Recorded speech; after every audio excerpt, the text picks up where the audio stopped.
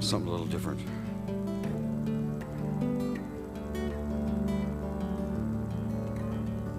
It's a fishing story.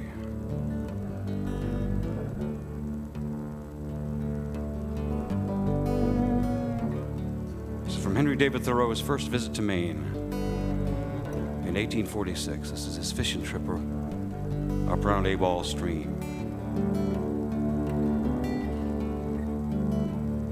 We had been told by McCausland that we should here find trout enough. So while some prepared the camp, the rest fell to fishing.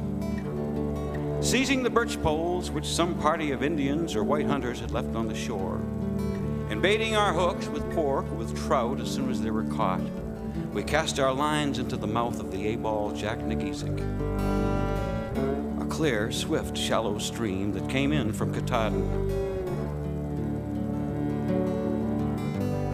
Instantly, a shoal of white chivin, silvery roaches, cousin trout, or whatnot, large and small, prowling thereabouts, fell upon our bait, and one after another were landed amidst the bushes.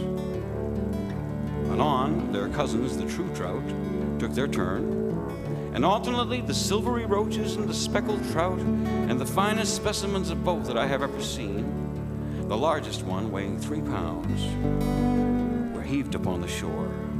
Though at first in vain, to wriggle down into the water again, for we stood in the boat. But soon we learned to remedy this evil, for one who had lost his hook stood on the shore to catch them, as they fell in a perfect shower around him, full in his face and bosom, as his arms were outstretched to receive them. While yet alive, before their tints had faded, they glistened like the fairest flowers, the product of primitive rivers, and he could hardly trust his senses as he stood over them that these jewels should have swam away in that A-Ball Jack Nageesic water for so long. These bright fluviatal flowers, seen of Indians only, made beautiful the Lord only knows why to swim there. I could understand better for this the truth of mythology, the fables of Proteus and all those beautiful sea monsters, how all history indeed put to a mere terrestrial use is mere history, but put to a celestial is mythology always.